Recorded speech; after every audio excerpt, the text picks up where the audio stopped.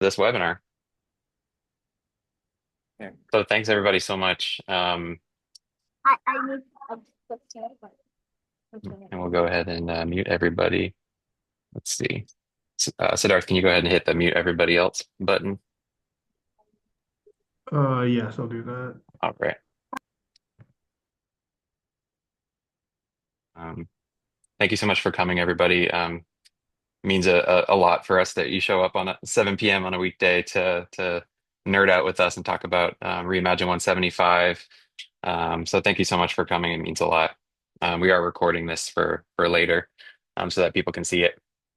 So I'll do like a brief presentation first to let you know kind of who we are. If you don't know about our organization, we're going to talk about kind of where we've been for the last year and a half, bring you up to the now, give you the timeline rundown. We're going to talk about the 175 action plan that's currently underway and kind of where we stand with that as a vision for a boulevard and where we're at now. And then you're going to hear from Siddharth. Uh, in a couple minutes about the survey data and the Wikimap data that FDOT collected. So it's going to be a fun evening, and then we'll accept questions at the end. If you would kindly hold your questions for after both I and Siddharth present, and then we'll have a lively discussion, and then we'll be launching our email campaign as well. We're going to be emailing out to elected officials and up at the state in Tallahassee, the county, and here in St. Petersburg. So go ahead and share my screen. All right. So who are we? Reimagine 175. My name is Justin Cornway. I'm one of the co-founders of Reimagine 175. We've been around for about a year and a half. We formed from just a group of Southside neighbors. We came together at neighborhood meetings as plans were kind of unfolding and conversations were being had about what the future of not only Tropicana Field Site, but also of the Interstate 175. And so we came together as a group. We're just a grassroots volunteer organization of neighbors, community stakeholders, business owners, faith leaders. We came together and formed this little group. So this picture here on the left, this is Syracuse. So that's like a little rendering that they did of what their interstate to boulevard conversion could look like for inspiration. We draw inspiration from the successful highway to boulevard projects that have happened in the United States. There's been more than a dozen. This is a picture of the Rochester Inner Loop East before it was filled back in and replaced with housing and a boulevard. Wildly popular project, super successful. People that go to the site now don't can't even imagine that there ever was a highway there in the first place. And that's what a good project does, right? It's these things that seem to be permanent get filled in and converted to boulevards, and then people wonder why the highway is ever there in the first place. So we hope to join Rochester one day as a highway to boulevard project that can see completion.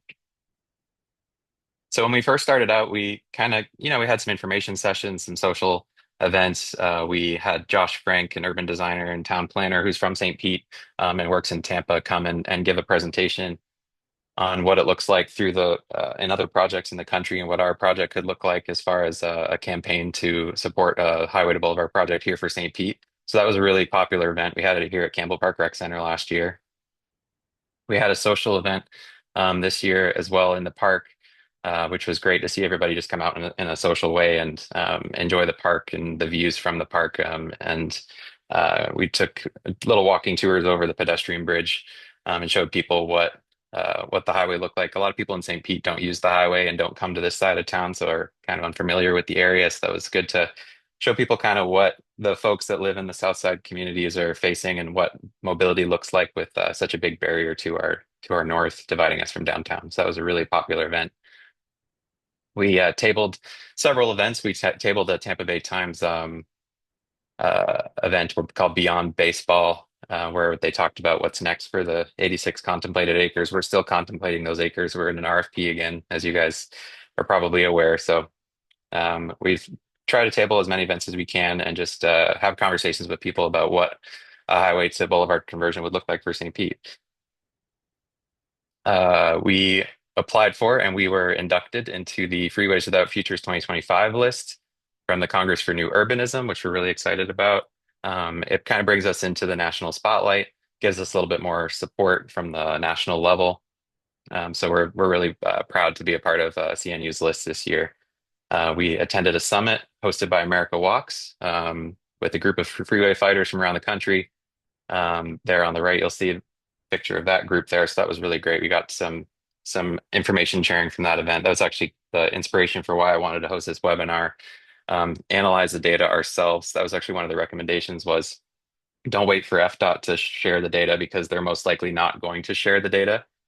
Go ahead and do a public records request. So that's what we did in May and analyze the data and present it and start an email campaign and just give them hell, basically. So that's what we're doing here. Um, we hosted a walking workshop with FDOT. We had them meet us in Campbell Park. We had neighbors from different neighborhoods come together. We walked the whole corridor. We went over the overpasses along the dangerous streets that we're having problems with next to this highway. And I think there's some good short-term solutions that are going to come out of this. So that's really exciting to see that. I don't believe that FDOT was planning on doing a walking tour with residents. So I'm glad that we were able um, to host this event and to make this happen. Really proud that we were able to get this happening. So for the last year and a half, basically, we've just been out there in the community. We've been meeting with neighborhood associations that have close proximity to 175, talking to them, seeing how they feel about the Boulevard concept. The Boulevard concept is very popular, especially for folks that live right next to it. So we have five position statements: Campbell Park, 13th Street Heights, Roser Park, Harbordale, and Palmetto Park. And those are all in yellow there on the map. We're still working on meeting with more neighborhoods. St. Pete's a city of neighborhoods, right? We have a lot of neighborhoods, and so it's hard work, but it's good work to get out there and talk to people. We met with some churches and faith groups. We met with Unity Midtown, Unitarian Universalist Church. So that's where we've been. And so where did this? So how do we get here? So there was a Tropicana field study done in 2017, kind of as they're beginning to think about what they're going to do when the lease would end in 2028 with the raise. And that found that 175 was a huge barrier to the south of the site. And so from the Tropicana study, the city funded a downtown mobility study. It was published in 2022. It found that modification and removal of 175 was a high priority project, and it was feasible with the conversion of the Ninth and 8th and 4th and 3rd streets back to be two-way again. So they found that the traffic would flow just fine, given the conversions of the one-way streets back. And so from that mobility study, the city asked FDOT to fund a 175 action plan, essentially a feasibility study. So that's what we're in right now. We're in a feasibility study. Began in January this year, will end in April 2026. Um, so this is that downtown mobility study, just kind of showing how the traffic would flow if the road was converted into a boulevard. They found that there wouldn't really be a change in travel times. There would be improved safety. There'd be improved pedestrian and bicyclist and transit facilities possibly with this. So that's uh, how we got here. So we're in the action plan, and I'm sure, as all of you are aware, um, the political climate has changed quite a bit in the last year, from the federal level as well as at the state level. There's been a lot of opposition to projects that are deemed hostile to cars. We saw the erasure of our street murals a couple months ago. That was an FDOT. Well, the state told FDOT to remove those. We saw that, the Sunrunner BAT lanes removed. We definitely have some opponents in Tallahassee and DC right now. And so what we just heard this week, unfortunately, um, although the intention of this action plan that was funded by FDOT was to look at all options, including a boulevard, they will no longer be looking at long-term solutions for this roadway as part of this study. So they won't be studying a boulevard, they won't be studying a viaduct. Um, they're just going to be focusing on short-term solutions. So it's a big blow for, the folks that have been in this for the last 8 years since 2017. It's a big blow to the communities that have been waiting to see progress on this. Essentially, politics got in the way of progress for this project. And so That's why we're here in this webinar because I think it's unacceptable. I think that we need to keep the pressure on, and our tax dollars went into funding this 175 action plan. $700,000 went into funding this action plan, and the goal is to find long-term solutions, and that's what we need to get out of this is just to explore the feasibility of the boulevard. That's what the next step in this is. And interpretation of the lane repurposing bill essentially in their guidebook, they update it in February, and it just they're calling it impossible because of politics right now. But um, so the lane repurposing bill, which Linda Cheney filed, basically in opposition to the Sunrunner, this is kind of where it's all coming from. Um, Essentially, no interstate in the state of Florida will ever be reduced in level of service, um, according to their interpretation of this in their guidebook. But it's just unacceptable, right? And we know that politics change, and we know that that's the only reason why they're keeping the boulevard out of this study. And so we um, want to just keep the dream alive. We want to share the vision. We want to keep the pressure on elected officials and let them know that people are still waiting, and we still want to see progress made on this. And so what we did was in May, we pulled a public records request from FDOT. We got 138 survey responses on a Wikimap function, and we got over 200 responses in the general survey. And I am so excited to introduce everyone to Siddharth Krishnan. I'll stop sharing my screen now. Um, he is, um, we're so lucky to have him. He is a master's student at the University of Florida School of Landscape Architecture and Planning, and he's in the College of Design, Construction, and Planning. He joined the campaign, and he was able to analyze the data for us and look at the survey results. And you'll see in his presentation that there's overwhelming support for removal and replacement of 175 with the boulevard from the public that responded. So, Siddharth, I'll let you take it from here. Thank you so much. Thank you very much, Justin. Good evening, everyone. It's a privilege to be here, and thank you so very much for your time. Uh, what we're doing right here, is very much how a community makes the changes that they want to make. This is the fight in action, so it really does mean a lot to see all of you here. So I'm going to go over the survey responses and the Wikimap comments, which comprise the community input that FDOT gathered over this year, and break down what it is that says, and basically what are the sentiments of the community. So first, for some little background, the genesis of the I-175 action plan into public consciousness was the open house, which FDOT hosted at USF St. Pete on March 3rd of this year.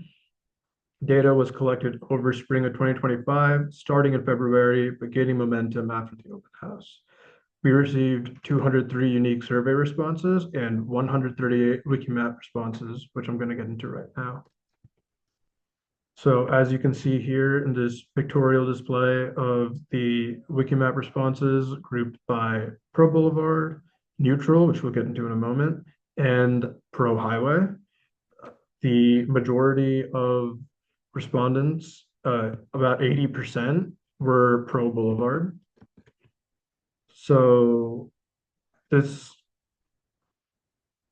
contingent comprises direct or indirect suggestions specifically for having a boulevard replace some or all of I-175. Respondents voiced their support for the boulevard by requesting that the interstate be removed, converted, or reduced to surface grade, advocating for transit, bicycle pedestrian infrastructure, green space access, community development, road safety, and concerns of equity. Respondents also referenced a hypothetical or future transit boulevard and explained how emergency vehicle access to nearby All Children's Hospital would be maintained. A few comments reference examples of boulevards in other cities as potential inspirations, such as the Rochester Loop we mentioned before. One that was referenced multiple times was Benjamin Franklin Parkway in Philadelphia, Pennsylvania, and another was the Bonaventure Parkway in Montreal, Quebec, Canada. There were 16 indications of interest in the bike lane and another 3 generally mentioned cyclist interests. 4 comments specified having a protected bike lane, in addition to a couple of comments detailing a grade separated bike lane or a parking lane barrier to protect cyclists. There were 11 indications of interest in pedestrian or bicycle and pedestrian infrastructure, including the north-south pedestrian overpass over I-175 connecting to Campbell Park, and crossing signals to improve pedestrian and cyclist safety when crossing the street. There were 25 indicators of interest in transit concerns. With respect to the bus lanes, there were 7 indications of interest in a bus rapid transit lane. There were 5 indications of interest in express bus service to Tampa, Largo, and Clearwater, with a respondent indicating interest in these express buses being articulated, meaning those longer, like accordion buses, as well as having level boarding, meaning that the entrance to the bus is lowered to the curb, allowing easier boarding for riders with disabilities or elderly riders. In terms of rail, there were 5 indications of interest in adding Brightline Access, which is an express intercity rail service. There were 4 indications of interest in adding light rail service. So that's like trams, streetcars of that nature. And finally, there were 5 indications of interest or references to a transit boulevard and 1 comment referencing a downtown transit hub. There were 15 indications of interest in green space concerns. Respondents wanted Booker Creek to be renaturalized and for parkland to be installed on either side of the creek with walking and bike trails. There were also requests for the future boulevard and for bike trails to be tree lined, which is especially important in the summer months as it gets really hot. Respondents also commented on insufficient park access and the need for an environmental resiliency element to the boulevard, especially in light of St. Petersburg's flood risk. There were 11 indications of interest in equity concerns, including concerns regarding racial equity, gentrification, public health, particularly children's health, and a dearth of community resources in the area, particularly the south side. Commentators noted that the barrier I-175 poses between North and South St. Pete disconnects residents living the south side from the resource-rich areas of downtown and North St. Pete. There were 5 comments discussing how the boulevard, by way of bus lanes and alternate routes in a reopened grid, would allow emergency vehicles sufficient ability to access the hospital without delaying travel time.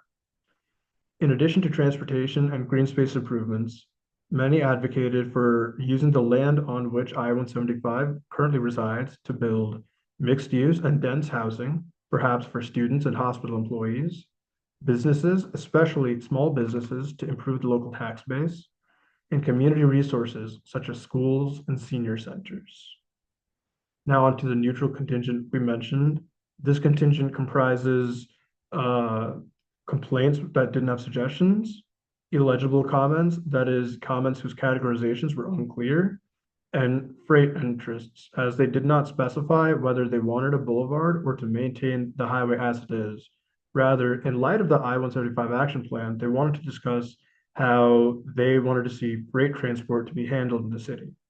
There were a couple of comments with this concern. These concerns include using 275 or CSX tracks, devising an urban freight plan, using smaller vehicles instead of semi-trucks inside the city, and localizing freight activity to the gateway area. The most frequent of the complaints was the dangerous speed of vehicles exiting the highway, causing major safety issues for pedestrians and bicyclists trying to cross the streets where those off-ramps meet the city.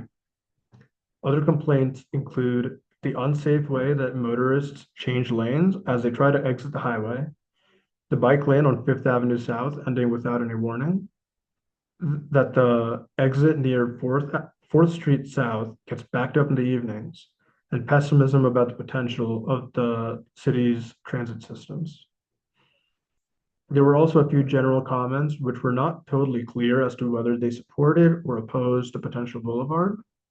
One was an observation that the uncomfortable heat outside of winter months discourages foot traffic.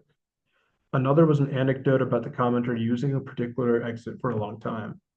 The other two were an incomplete comment and a sarcastic comment, which requires subjective interpretation to code as pro or anti-Boulevard, so to be on the safe side and to be as objective as possible and understand what it is the community wants.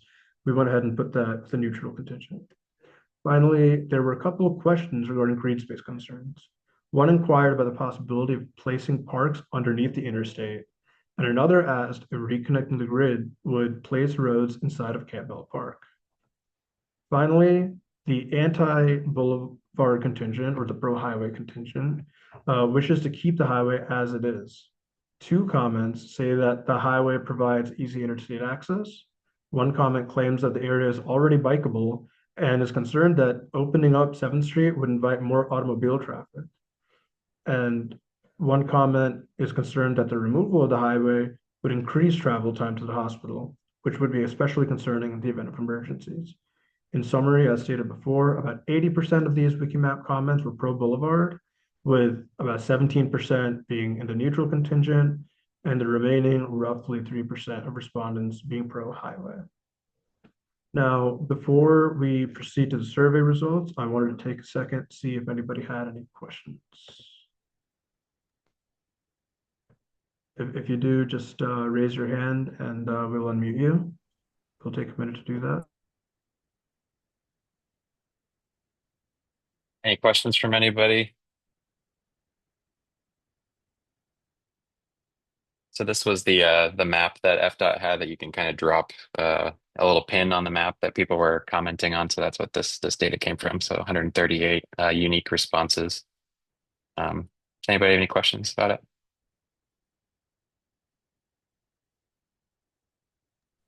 Before we move on? Okay. All right. Looks like we're good. We'll move on to the survey results. So these survey results will touch on many of the same themes and ideas discussed in the Wikimap comments, but are important as they expand upon the number and variety of parties and perspectives interested in the I-175 action plan. The proportion of pro-Boulevard and pro-highway respondents was more balanced in the survey compared to the Wikimap comments. So firstly, we have what purpose should I-175 serve in the future? And you see the breakdown of how this was coded in front of you in these pie charts.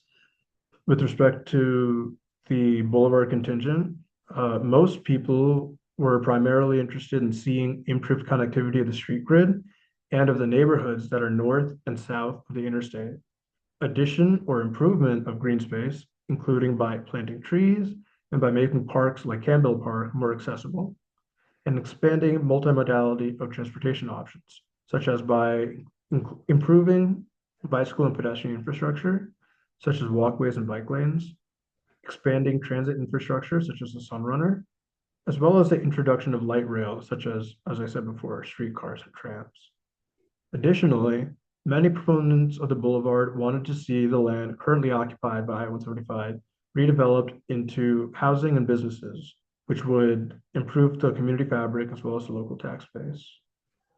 Proponents of keeping the interstate as it is saw its purpose in the future staying the same as it is now, with many specifying efficient access and its role in providing access to downtown, to Southside St. Pete, to the hospital, and to the greater interstate system.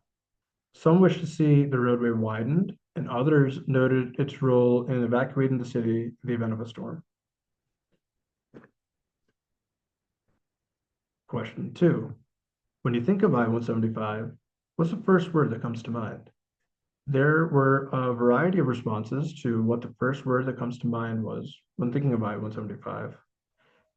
Those who claimed that the highway in its current form is not worthwhile said that the first word that comes to mind was overbuilt, underutilized, a waste, unnecessary, empty, outdated, excessive, and a highway to nowhere. Many found it visually unappealing, calling it an eyesore, a blight, a scar, stark, and ugly. Many indicated that it is a barrier, calling it a wall, obstructive, disconnected, divisive, and separating. Many further pointed out that not only is it a barrier, but it is an instrument of racial segregation and disenfranchisement. Other concerns grouped as problematic include congestion and the term car-friendly city. Many of those who wish to keep the highway as it is said that the first word that comes to mind is convenient, useful, efficient, excellent, relief, fine, and a cool road. Others voiced that it is necessary, describing it as a need and as vital. Other respondents highlighted the access it provides, with some calling it a shortcut, as well as identifying its role as a transportation link. Finally, question 3. What is the most important priority or issue you think FDOT should focus on as part of this study? Echoing their points regarding the first question, those supporting the proposed boulevard are primarily interested in reconnecting the grid, highway removal and boulevard construction, increased green space, increased multimodality of transportation, especially bicycle and pedestrian infrastructure, safety and improved health outcomes, particularly with respect to noise pollution and air quality, as well as emergency vehicle access. The proponents were also interested in equity, revitalization, and redevelopment, particularly in regard to housing. There was also specific mention of recognizing the historic Oak Lawn, Evergreen, and Moffett cemeteries, with the resting of the deceased therein disturbed by the construction of the interstate in its present form.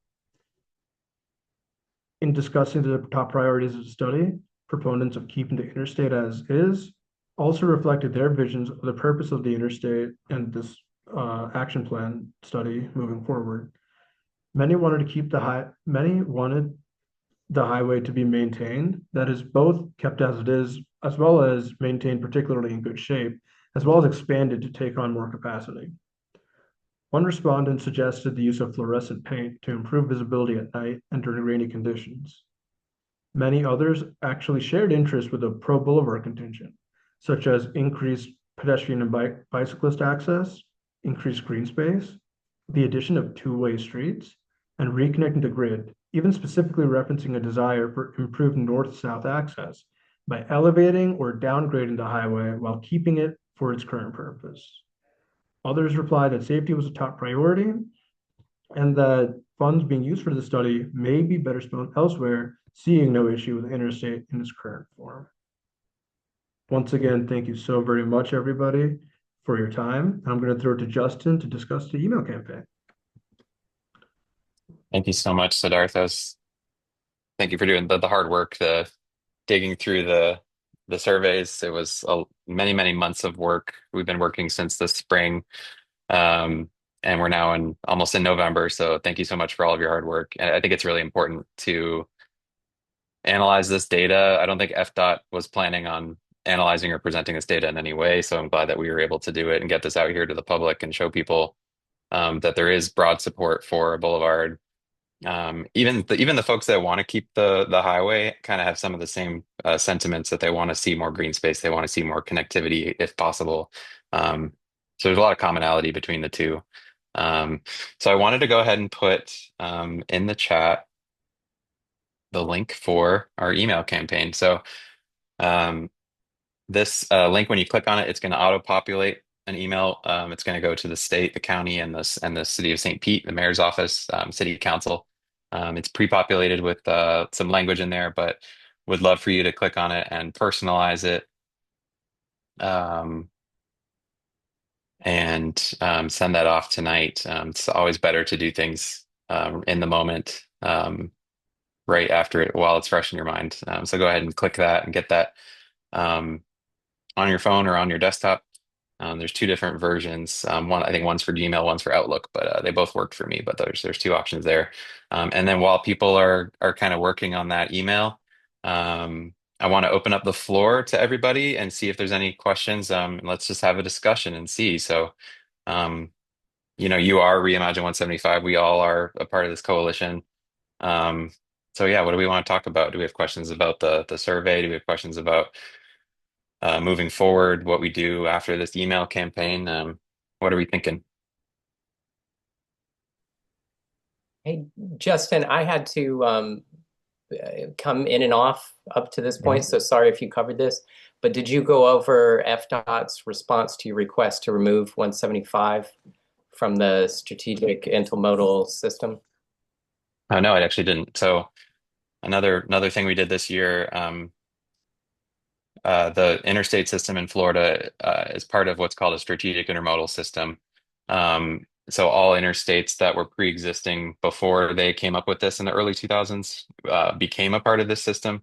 The SIS receives, is it 70% max? It's like it's almost, I think it's over 70% of all capital expenses or expenditures for like upgrading roads go to interstates.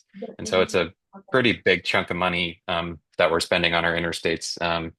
I requested for 175 to be taken off of the SIS because it wasn't functioning as an interstate essentially. So they have criteria of what an SIS road does for a region, connecting it to freight, to a port, to multimodal centers like Amazon distribution centers, things like that.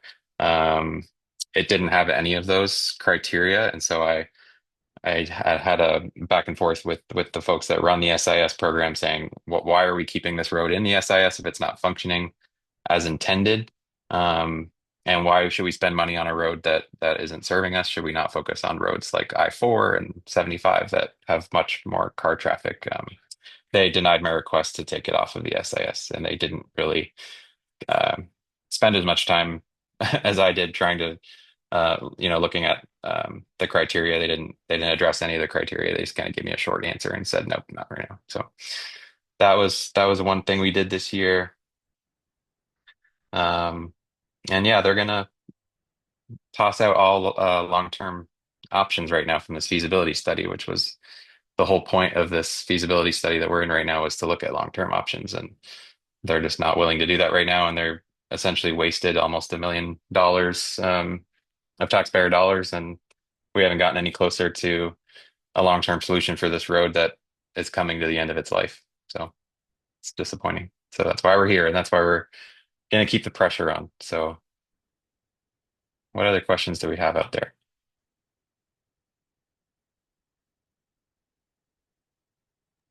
You mentioned the expense of this study. What do we know about some of the expenses of either maintaining 175 over, the next period of time? Because fiscal conservatism is having a moment right now, and it seems like that's a good angle to attack this problem with. Yeah, yeah, good question. Um, when I asked, how much is it to maintain it, there's several overpasses. Um, and overpasses, I guess roads wear down faster when they're up in the air, right? And so maintaining those is quite expensive. I was quoted in the 100 million range um, to maintain this road. Removal would be the cheapest option. 1 mile stretches of highway have been removed for, under 25 million in other cities. Um, and then, building back a boulevard would be, the same cost as, a city would be able to pay for that. And then you'd receive dividends back when you get economic development from it. So it would essentially pay for itself if you had some development after the removal. The viaduct option would be the most expensive. That would be in the probably, 300 to $500 million range. And now we're seeing, in these latest proposals from Ark Ellison for the gas plant redevelopment, they're showing, images of a land bridge that go over the highway. That would also be incredibly expensive, probably in the, 200 million and more range. That would be a very expensive addition to the highway, and then you'd also have to maintain the highway. So adding on to the highway and kind of greenwashing that project, saying that it would be good for it would give green space, but it's really locking us into a highway for another 2 generations. So it would be an expensive option as well. So the removal and boulevard conversion is the most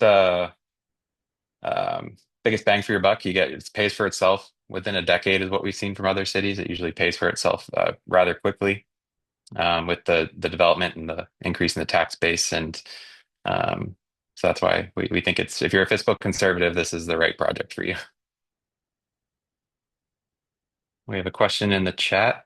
It would be good to do an analysis of potential tax-based generation from converting land to its max density and land use potential using nearby zoning. Look at comparable trim notices to get that dollar amount. Yeah, that's a good one.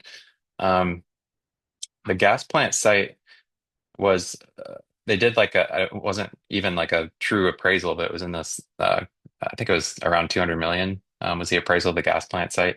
And I think that was pretty conservative. I think it's probably more valuable than that. So and the density that would be allowed, if we built here would be pretty high too. Um, so yeah, the city would have a lot to benefit from getting some of this land back for sure. But also housing, right? We're in a housing crisis.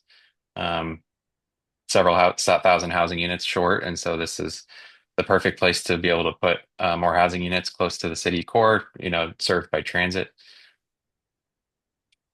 That was a good question, Dana. Thank you. I also wanted to comment that I'm going to put my hand down. If it might be good to keep this corridor on the SIS so that FDOT could invest in a potential boulevard concept, and that could be prioritized. Because if it was taken off, it would have to fight a lot harder for funding for.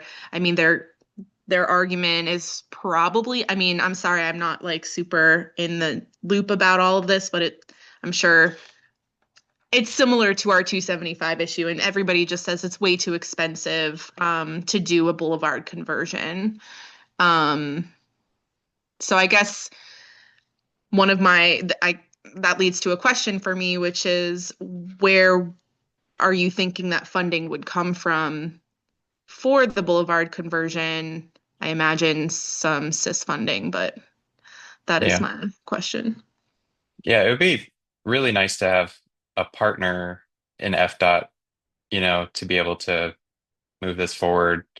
The boulevard is certainly cheaper than a viaduct or an elevated highway. Um, and it'd be nice to have a partner in them. So right now, the way that their guidebook is written, any road that's in the SIS will not be reduced in level of service, which essentially means like the lanes will never be reduced. The limited access will never be like it will only be an interstate. It can never be converted into a boulevard. In the current language that they have in their guidebook, which is based on the lane repurposing law that passed last year. So this all just happened in February, um, which is just wild because, there's states in the US that have done boulevard conversions and they don't have this language in their guidebook that's like so strict. It's interesting that they've like, made it so strict on themselves and like eliminated it entirely, a possibility from happening for now. Um, I, I think that politics change and their guidebook obviously changes. They keep on changing it. They changed it for lane repurposing. They changed it. They had. I mean, we all saw the rainbow crosswalks get removed. Um, they've just been changing the rules and not really giving anybody fair warning and not really going through like the normal processes of changing their own rules. It's just been really hard to follow. Um, and it's coming, directly from the governor's office, a lot of this stuff, and so that it's been difficult.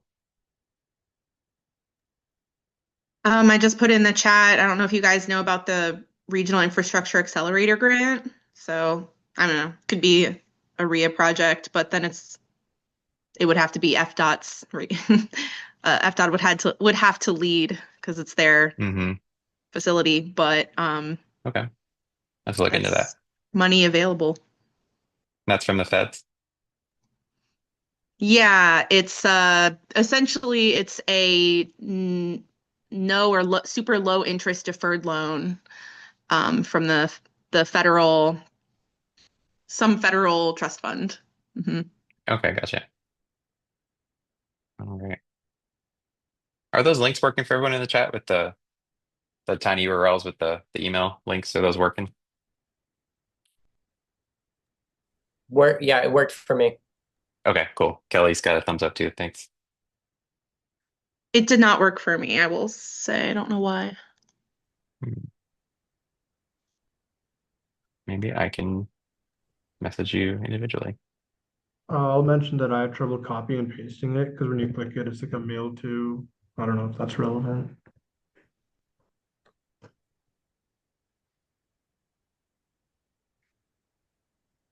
Also, I just wanted to mention something really quick. So I'm Yeah. not personally familiar with SIS, but just in general, speaking of strategic infrastructure and whatnot, a couple issues that I think are like interrelated is that a lot of people responding said that the highway is empty a lot of the times, and there were a couple of people complaining that sometimes there's drag racing that happens, and you can't really pull off a drag race in like an interstate that has like a lot of traffic all the time.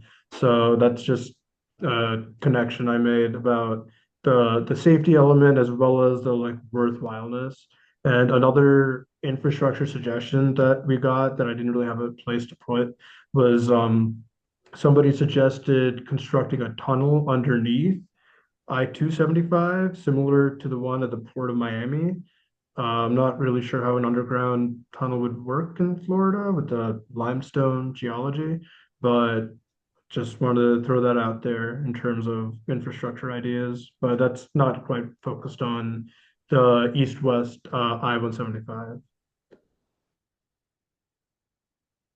Yeah, I don't know about the tunnel. I feel like that wouldn't work.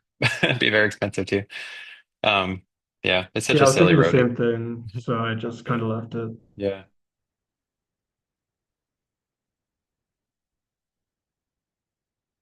All right. Anyone have any other questions? Again, thank you so very much for taking time out of your Wednesday. Yeah. So I'll send out this email campaign too and another email to our listserv, and I'm going to be posting this video on our YouTube for folks that weren't able to make it tonight. And yeah, this is it. This is where the rubber meets the pavement. This is the hard work. This is the trying to hold these elected officials accountable, and it's crazy that they're not considering any long-term options right now because we're the time is running out for figuring out what to do with this interstate, and um, we just got to keep pressuring them. So thanks everybody for coming. We'll go ahead and end the meeting, and or we'll Have a good dismiss night, everybody, everyone. and yeah, thanks so much.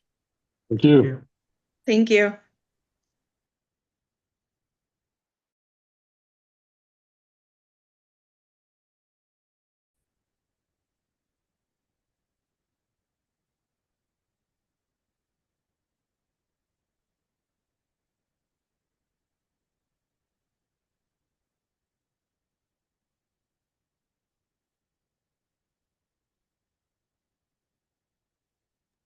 By the way, Justin, did you want to debrief after? Yeah, we could. All right. Just a couple more We can folks on end my the recording, roll. I guess. Yeah. Oh, right.